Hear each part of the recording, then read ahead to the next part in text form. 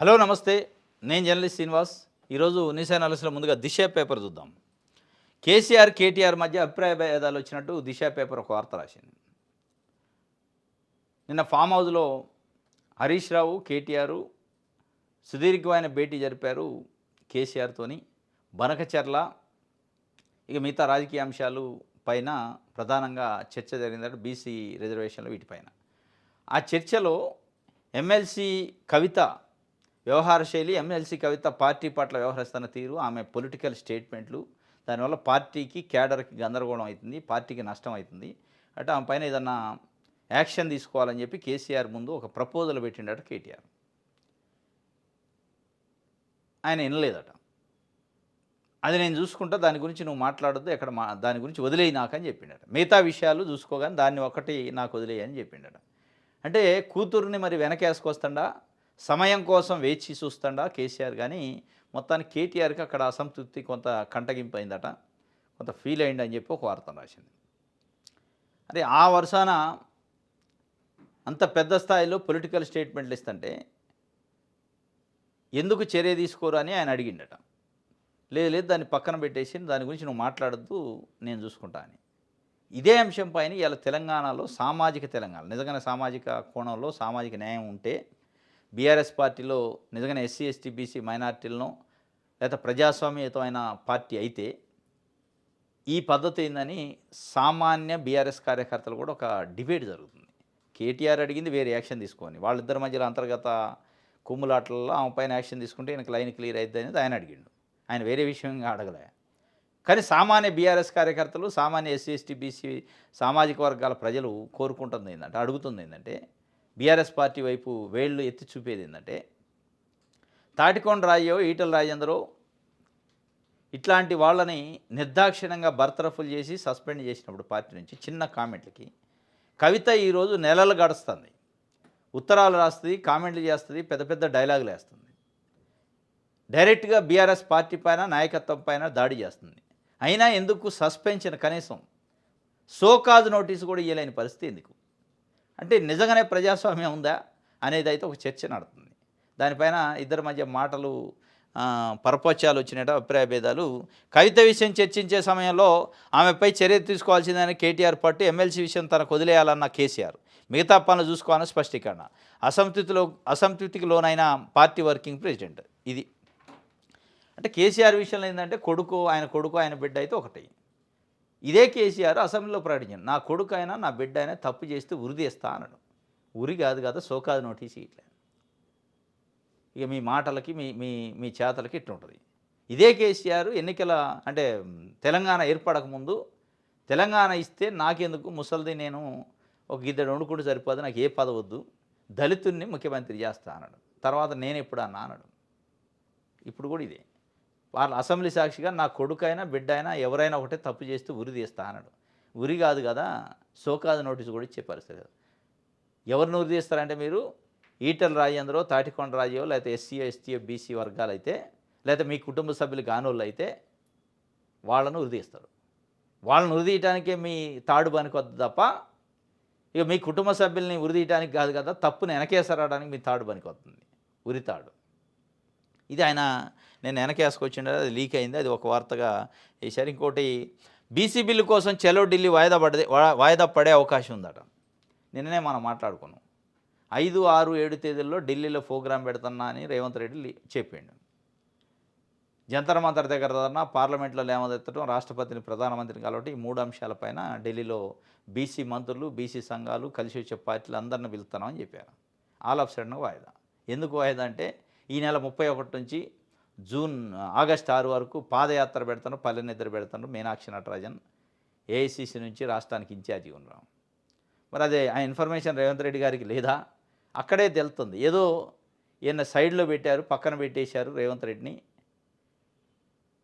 రెడ్డిని పక్కన పెట్టి మీనాక్షి నటరాజన్, అంటే రాహుల్ గాంధీ టీం, అది రాహుల్ గాంధీ మనిషి, ఆమె ఇన్ఛార్జిగా. ఏఐసీసీ డైరెక్ట్గా ఫీల్డ్లోకి వస్తుందా? ఈయన పక్కన పెట్టే కార్యక్రమం భవిష్యత్తులో ఏం జరగబోతుంది? ఈ పరిణామాల బట్టి చూస్తే ఒక సంకేతాలు రాష్ట్ర కాంగ్రెస్కి, రాష్ట్ర ప్రజలకి ముఖ్యమంత్రి విషయంలో అధిష్టానం ఎట్లా ఉంది, అధిష్టాన వైఖరి ఎట్లా ఉంది, ఆయన పైన విశ్వాసం, నమ్మకం ఏ మేరకు ఉందని చెప్పకనే చెప్తుందని ఒక డౌట్ అవుతుంది. ఎందుకంటే ఆయన షెడ్యూల్ ఇష్యూ చేసిండు 5, 6, 7 తేదీ ఢిల్లీలో ఉంటాం చేలో ఢిల్లీ అని. అన్ని బీసీ సంఘాలకు చెప్పిండు, అన్ని పార్టీలకు ఉత్తరాలు కూడా రాశారు. At the same time Gandhi భవన్లో కూర్చొని మీనాక్షి నటరాజన్ గారు 31 నుంచి 6వ తారీఖు వరకు పల్లె నిద్ర కార్యక్రమాలు ఉంటే పీసీసీ అధ్యక్షుని అంటే వేసుకొని నేను పోతున్నాను. అంటే దాంట్లోనే 5, 6 డేట్లు కూడా ఉన్నాయి. 5, 6లో ఢిల్లీలో ముఖ్యమంత్రి ఉంటే ఇక్కడ పాదయాత్ర జరిగింది. ఇది బాగోదు అని చెప్పి ఆయన అనుకున్నాయేమో, లేదు లేదు నాకు తెలవకుండా పాదయాత్ర పెట్టారు కాబట్టి నేనే నాది డ్రాప్ చేసుకుంటా అని చేసుకుండా కానీ వాయిదా పడుతుందట. మీనాక్షి పాదయాత్ర నేపథ్యంలో ప్రభుత్వ నిర్ణయం నేడు అధికారిక ప్రకటన వెలువడే అవకాశం. ఇది ఢిల్లీ పర్యటనకు సంబంధించి వాయిదా. సరే వాయిదా పడితే వాయిదాకు సంబంధించి అయితే బీసీలని మరి మనోభావాలు దెబ్బతిన్నట్టే. ఒక రకంగా అందరికీ చెప్పి మీ సమన్వయం మీ పార్టీలో ఉన్న అంతర్గత కుమ్ములాట మరి సమన్వయ లోపమా తెలియదు. కానీ ఇప్పుడు మీనాక్షి నటరాజన్ గారు ప్రోగ్రామ్ షెడ్యూల్ ఫిక్స్ చేసేటప్పుడు ముఖ్యమంత్రి గారికి ఇంటిమేషన్ చేయాలి. ముఖ్యమంత్రి గారు ఏదైనా ప్రోగ్రామ్ ఫిక్స్ చేసేటప్పుడు పార్టీ కార్యక్రమాలు ఏమైనా చూసుకోవాలి. మరి ఇద్దరు సమన్వయం లేదా, సఖ్యత లేదా. కానీ ఆమె షెడ్యూల్ ఆమె ప్రకటించింది, మీ షెడ్యూల్ మీరు ప్రకటించారు. ఇప్పుడు అనివార్యంగా ముఖ్యమంత్రి గారు పరువు బాధి కాబట్టి ఢిల్లీలో మీటింగ్ని క్యాన్సిల్ చేసుకునే పరిస్థితి వచ్చిందంటే బీసీల విషయంలో మీ చిత్తశుద్ధి ఏందని బీసీలు ప్రశ్నిస్తారు. ఇప్పుడు ఆమె పాదయాత్ర కోసం మీరు ఎందుకు ఆపాలనేది కూడా వస్తుంది.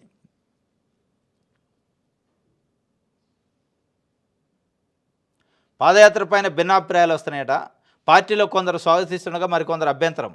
పథకాలపై విస్తృత ప్రచారం అని పలువురు అభిప్రాయం. సర్కారు ప్రయారిటీ తగ్గే ప్రమాదం ఉందంటని ఇంకొందరు. విపక్షాలు అడ్డుకునే ప్రయత్నాలు చేస్తాయనే అనుమానాలు. పాదయాత్ర పైన భిన్నాభిప్రాయాలు, వాస్తవంగా భిన్నాభిప్రాయాలే. అంటే తెలంగాణ ప్రభుత్వం, తెలంగాణ మనుషులు ఎవరు లేనట్టు మధ్యప్రదేశ్ నుంచి వచ్చిన ఇన్ఛార్జు ఆమె పార్టీ ఇన్ఛార్జి ఉండాలి, పార్టీ కార్యక్రమాలు చేయాలి తప్ప ఆమె పాదయాత్ర చేసి ప్రజల దగ్గరకు పోయి ఏం మాట్లాడతారు, ఏం తెలుసుకుంటారు? అంటే ఇక్కడ తెలంగాణ పార్టీ క్యాడర్ని, పార్టీ నాయకత్వాన్ని ఒక రకంగా కించపరిచినట్టే. మరి ఏమి ఆలోచించారు రాహుల్ గాంధీ అధిష్టానం, ఎందుకు అనుమతించింది తెలియదు. కానీ ఇక్కడ పీసీసీ అధ్యక్షుడు, వర్కింగ్ ప్రెసిడెంట్, ఇంకోళ్ళు డిప్యూటీ సీఎం ఎవరైనా పాదయాత్ర చేసిన అందం ఉంటుంది. కానీ మీరు చేయటం అనేది భిన్నాభిప్రాయాలు ఉంటాయి.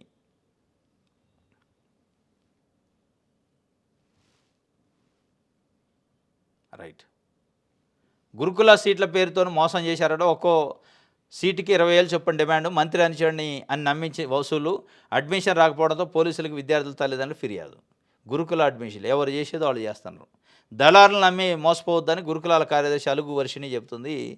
గురుకుల సీట్లు ఇప్పిస్తున్నాను ఒక్కొక్కళ్ళ దగ్గర 20,000, 30,000, 20,000 తక్కువ, 30,000-40,000 కూడా ఉన్నారు.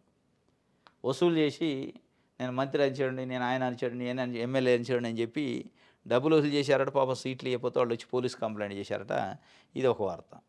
అంటే చదువును కూడా అమ్ముకునే పరిస్థితికి వచ్చింది. సాక్షి చూద్దాం. సింధూర్ ఆపాలని ఏ దేశాధినేత చెప్పలేదు. ఆపరేషన్ సింధూర్పై చర్చలో మోదీ స్పష్టీకరణ. కాంగ్రెస్పై నిప్పులు. పాక్ మీపై దాడి చేయబోతుందని అమెరికా ముందే సమాచారం ఇచ్చింది. బుల్లెట్తోనే సమాధానం చెప్తానని వాన్స్కు చెప్పినానన్న ప్రధాని. ఇది చెప్పే దాంట్లో ఎక్కడో చిన్న అనుమానం వస్తుంది. నరేంద్ర మోడీ గారు సూటిగా చెప్పట్లే ఈ విషయంలో. ఆపరేషన్ సింధూర్ ఎందుకు ఆపారు అనే విషయంలో స్పష్టత ఇవ్వలేకపోతుంది. పార్లమెంట్ సాక్షిగా కూడా నిన్న అస్పష్టతే. ఏం చెప్తుండు? ఆపరేషన్ సింధూర్ ఆపాలని ఏ దేశాధినేత నాకు చెప్పలేదు అంటుండు. ఇలా భారతదేశంలో 142 కోట్ల మంది ప్రజల మనసులో ఉన్న అనుమానం, ప్రశ్న ఏంటంటే డొనాల్డ్ ట్రంప్ ఆపమని చెప్తే ఆపారా లేదా అని సూటిగా అడుగుతున్నాడు. అది చెప్పట్లే ఆయన. డొనాల్డ్ ట్రంప్ నాకు చెప్పలేదా, ఆయన చెప్తుంది అబద్ధం అని చెప్పకుండా ఏ దేశాధినేత నాకు చెప్పలేదు అంటున్నాడు. అంటే దాని అర్థం ఏంది? అసలు చెప్పిన ఆయన మాటలు అట్లే ఉన్నాయి, ఆయన స్టేట్మెంట్లు అట్లే ఉన్నాయి. నేనే ఆపించిన యుద్ధాన్ని అని ఆయన చెప్తుండు. దానిపైన కదా మీరు సూటిగా చెప్పాల్సింది. డొనాల్డ్ ట్రంప్ అనే వ్యక్తి నాకు చెప్పలేదు, నేను వినలేదు, ఆయన చెప్తూనే అబద్ధం స్టేట్మెంట్లు, ఫాల్స్ స్టేట్మెంట్ ఇస్తాడు అని ఎందుకు చెప్పలేకపోతారు? ఆయన పేరు ఎందుకు తీసుకోలేకపోతున్నారు? ఏ దేశ అధ్యక్షుడు చెప్పలేదు అంటండి. ఏ దేశ అధ్యక్షుడు చెప్పిండని ప్రజలు అడగట్లే, విపక్షాలు అడగట్లే. డొనాల్డ్ ట్రంప్ చెప్పిండా లేదా, ఆయన ఎందుకు చెప్పిండా ప్రకటన అని అడుగుతున్నారు. అది చెప్పట్లే ఆయన. అక్కడ దొంగ తిరుగుడు వస్తుంది. ఇక మళ్ళీ దీంట్లోనే అడుగుతున్న ప్రతిపక్షాల సభ్యుల్ని పాకిస్తాన్కి మద్దతు ఇస్తున్నారు, మన సైనికుల ఆత్మస్థైర్యాన్ని దెబ్బతీస్తాను అంటున్నారు. సైనికుల ఆత్మస్థైర్యాన్ని ఎక్కడ దెబ్బతీయలే, పాకిస్తాన్కి ఎవరు మద్దతు ఇయ్యరు. ఇక మీకు అట్లా అర్థమైతే అయ్యి ఉండొచ్చేమో అనేది కాంగ్రెస్ విపక్ష సభ్యులు చెబుతుంది. అంటే ఎందుకు ఆపారు అని అడిగితే పాకిస్తాన్ మద్దతు ఇచ్చినట. ఆపితే పాకిస్తాన్ మద్దతు ఇచ్చినట్టు. యుద్ధాన్ని అనివార్యంగా అర్ధాంతరంగా ఆపితే దాన్ని పాకిస్తాన్‌కి మద్దతు ఇయటం అంటారు. అని మీరు అంటుంది ఎందుకు ఆపారు అనేది చెప్పలేక పాకిస్తాన్‌కి మద్దతు ఇత్తనే పక్షాలు సైనికుల ఆత్మస్థైర్యాన్ని ఎందుకు ఆత్మస్థైర్యాన్ని దెబ్బతీస్తారు? సైనికుల్ని ఎక్కడా కూడా 1% కూడా శంకించట్లా, సంకోచించట్లా దాని విషయంలో. మీ మాటలలో మీ మతలబు మీరు మాట్లాడే మాటల మతలబులోనే సంకోచం ఉంది. శంకించాల్సి వస్తుంది. మీరు సూటిగా డొనాల్డ్ ట్రంప్‌ని కౌంటర్ చేసి మాట్లాడలేని పరిస్థితి. ఏం జరిగిందో గాని మొత్తానికి. కొద్దిసేపు పాకిస్తాన్ సరెండర్ అయింది, కాళ్ళ బేరానికి వచ్చిందండి. ఏడొచ్చింది కాళ్ళ ఎవరు కనపడలేగా. వాళ్ళు ఏం ప్రకటన చేయలేదు. మేము కాళ్ళ బేరానికి వస్తున్నాం, మేము చేతులు ఎత్తేసినాం, మేము యుద్ధం చేయలేము, ఓడిపోయినాం అని ప్రకటించారా? డొనాల్డ్ ట్రంప్ ప్రకటించాడు అమెరికాలో నేనే ఆపిచ్చినా అని. ఇక దానికి మీరు సమానం చెప్పలేని పరిస్థితి అంటే ఏడో చిన్న మతలబు ఉంది. ఆగస్టు 8 నాట కరీంనగర్లో బీఆర్ఎస్ సంబంధించి బీసీ గర్జన ఉంటుందట. త్వరలో రాష్ట్రపతిని కలవనున్న బీఆర్ఎస్ బీసీ ప్రజాప్రతినిధులు బృందం. ఢిల్లీలో సీఎం ధర్నా కొత్త డ్రామా, బీజేపీ కాంగ్రెస్ వైఖరిపై జనంలోకి తలసాని అధ్యక్షతన తెలంగాణ భవన్లో బీసీ నాయకుల సమావేశం. ఇక బీఆర్ఎస్ వాళ్ళు కూడా తిప్పలు పడుతున్నారు. కాంగ్రెస్ వాళ్ళు మొత్తం బీసీ అని ఆ బీసీలు చుట్టే రాజకీయాన్ని తిప్పుతున్నారు. మనం వెనకబడిపోయినాం కాబట్టి మనం కూడా ఒక బీసీ గర్జన అనే ప్రోగ్రాం పెడదాం. ఈ గర్జనలు పెట్టడానికి అంటే మేము వెనకబడ్డాం కాబట్టి ముందు పట్టానికి చేయడం తప్ప బీసీలకు న్యాయం చేయడానికి ఎవరు చేసినట్లేదు. అటు బీజేపీ కానీ, బీఆర్ఎస్ కానీ, కాంగ్రెస్ కానీ ఎవరి నాటనం వాళ్ళే చేస్తున్నారు. అందరూ మేము బీసీలకి రిజర్వేషన్ కావాలి, ఆపితే ఊకోం, మోసం చేస్తే ఊకోం. మరి మోసం చేసేది ఎవడు? అందరు దొరలేనా దొంగలు ఎవరు ఇందులో అంటే ఎవరు చెప్పరు. రేవంత్ రెడ్డి అదే చెప్తారు, కేసీఆర్ అదే చెప్తారు, బీజేపీ వాళ్ళు అదే చెప్తారు. బీసీలు అంటే మాకు ప్రేమ, మాకు ఇది అది అని. మరి ఏది రిజర్వేషన్ రాదు, మేమే బీసీలను కాపాడేది అంటారు. మాది బీసీల పార్టీ అంటారు. ఎవరు కాళ్ళే వీళ్ళు బీసీ గర్జన పెడతారు. ఇప్పుడు మేము ఏడ వెనకబడతాం రాజకీయంగా అని చెప్పి బీసీలకు మేము కూడా మద్దతు ఇస్తాం, మాది అసలు అని చెప్పి.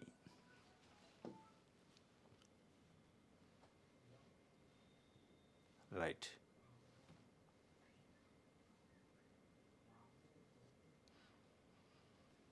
ఇది సాక్షికి సంబంధించి. ఆంధ్రజ్యోతి చూద్దాం.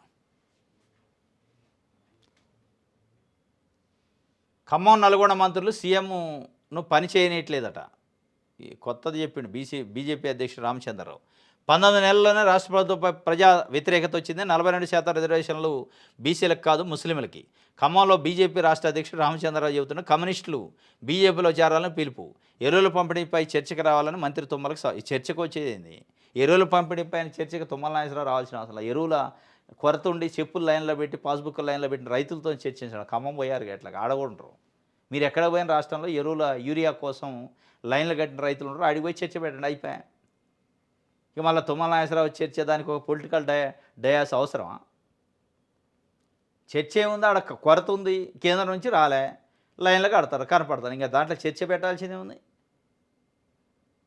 మీరు పెట్టాల్సింది రైతులతో చర్చ. కొరత ఎందుకు ఉంది, ఏమైంది, ఎందుకు అని చెప్పాలి రైతులకు ఎవరైనా మీరు. ఇక ఖమ్మం నల్గొండ మంత్రులట సీఎంను పని చేయనట్లేదట. మరి ఇది కొత్తది చెప్పిండు నేను. అంటే బట్టి విక్రమార్క, తుమ్మల నాగేశ్వరరావు, పొంగులేటి శ్రీనివాసరెడ్డి, కోమటిరెడ్డి వెంకటరెడ్డి, ఉత్తమ్ కుమార్ రెడ్డి. ఖమ్మం నల్గొండ మంత్రులు అంటే వీళ్ళే, ఈ ఐదుగురు పని చేయనట్లేదట. ఈ ఐదుగురి దగ్గర ముఖ్యమైన శాఖలు ఉన్నాయి. ఇప్పుడు రాష్ట్ర క్యాబినెట్లో ఉన్న ముఖ్యమైన శాఖలన్నీ ఐదుగురి దగ్గర. R&B, నీటిపారుదల, సివిల్ సప్లైసు, ఆర్థిక, ఎనర్జీ, రెవెన్యూ, వ్యవసాయం, ఇవన్నీ వీళ్ళు పని చేయనట్లేదట. మరి జిల్లాకు పని చేస్తా అని ముఖ్యమంత్రి అంటే పని చేయనీయకుండా నిజంగా ఉంటారా? పొలిటికల్ విమర్శ. ఏ మంత్రి అయినా, ఏ జిల్లా మంత్రి అయినా ఆ జిల్లాకి ఎక్కువ నిధులు తెచ్చుకొని ముఖ్యమంత్రి దగ్గర మాట్లాడి ఆ జిల్లాను అభివృద్ధి చేసి పొలిటికల్కి కూడా సస్టైన్ కావాలని చూస్తున్నాడు. మరి కొత్తది చెప్తుండు, పని చేయనీయకుండా ఎందుకుంటారు. కానీ మరి ఈయన కొత్తగా విమర్శ, ఒక పొలిటికల్ విమర్శ. పని చేయనీయట్లేదా లేదా ముఖ్యమంత్రి పని చేయట్లేదా? వాళ్ళు ఎక్కడ రాష్ట్ర నాయకులు అవుతారని అది చెప్పట్లే. మరి ముఖ్యమంత్రిని పని చేయనట్లేదు అంటాడు. ఒకవేళ నిజంగానే ఈ ఐదుగురు మంత్రులు ముఖ్యమంత్రిని పని చేయనకపోతే ముఖ్యమంత్రి అవుతాడు. నిజంగానే పని చేయదలుచుకుంటా ఆయన. ఇది ఒక విమర్శ ఇచ్చిండు.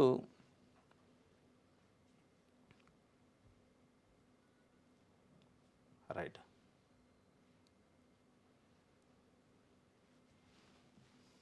మన తెలంగాణ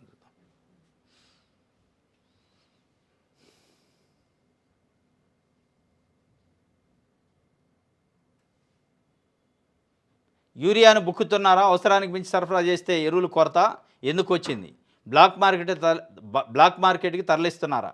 కేంద్రంపై తప్పుడు ఆరోపణలు చేస్తే సహించేది లేదు. కాంగ్రెస్ ప్రభుత్వంపై బీజేపీ రాష్ట్ర అధ్యక్షుడు ఫైరు. యూరియాను బుక్కుతున్నారా అంటున్నారు రైతుల్ని. ఎందుకు బుక్కుతారు యూరియాని?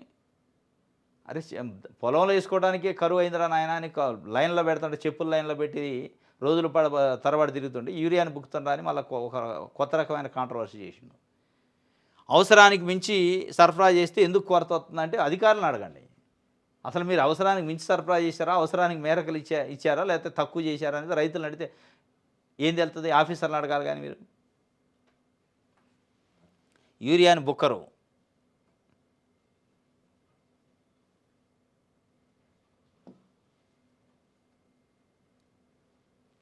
రైట్. నమస్తే తెలంగాణ.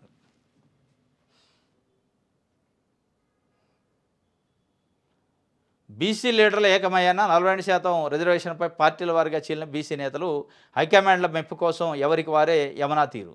పార్టీలకు అతీతంగా ఢిల్లీకి తరలి రావాలని ఇప్పటికే బీసీ మంత్రులు పిలుపు. వెళితే అధిష్టానాలకు కోపం, వెళ్లకుంటే రాజకీయంగా నష్టం. సంకట స్థితిలో బీజేపీ, బీఆర్ఎస్ బీసీ నేతలు. అందుకే కదా ముఖ్యమంత్రి అన్ని పార్టీల అధ్యక్షులు లెటర్ రాసి అందరం అన్నాడు. వాళ్ళతోనే పోతేనేమో అధిష్టానం కోప్పడుతుంది. ఏది బీఆర్ఎస్ బీజేపీలో ఉన్న బీసీ నాయకులు వాళ్ళతో పోకపోతే బీసీలు కోప్పడతారు. కాబట్టి ఇప్పుడు బీసీ గర్జన అని పెట్టారు. కరీంనగర్లో బీజేపీ నాయకులు, బీఆర్ఎస్ నాయకులు, బీఆర్ఎస్ పార్టీలో ఉన్న బీసీ నాయకులు అంతా కలిసి బీసీ గర్జన పెడుతున్నారట కరీంనగర్లో. ఇక ఆటోమేటిక్గా బీజేపీ వాళ్ళు కూడా బీజేపీలో ఉన్న బీసీ లీడర్లు కూడా పెడతారు. అంటే ఎవరికి వారు పొలిటికల్ మైలేజ్ కోసం ప్రయత్నం చేస్తారు తప్ప బీసీల మైలేజ్ కోసం ప్రయత్నం చేయట్లేదు. బీసీలకు రావాల్సిన బెనిఫిట్ కోసం చేయట్లేదు. ఏకమయ్యానంటే వాళ్ళు ఎందుకు ఏకమవుతారు? వాళ్ళ జెండాలు వేరు, వాళ్ళ ఎజెండాలు వేరు, వాళ్ళ పదవులు, వాళ్ళ పార్టీలో ఉన్న అధిష్టానంతో మెప్పు ఇయే కాదు వాళ్ళకి కావాల్సింది. వాళ్ళ ఏకంగారు మనం చూడడం, ఫలితాలు రావు. రైట్. ఇది వెలుగుకు సంబంధించి. ఇది ఈరోజు న్యూస్ అనాలిసిస్. రేపు తాజా వార్తలతో తిరిగి కలుసుకుందాం. Thank you.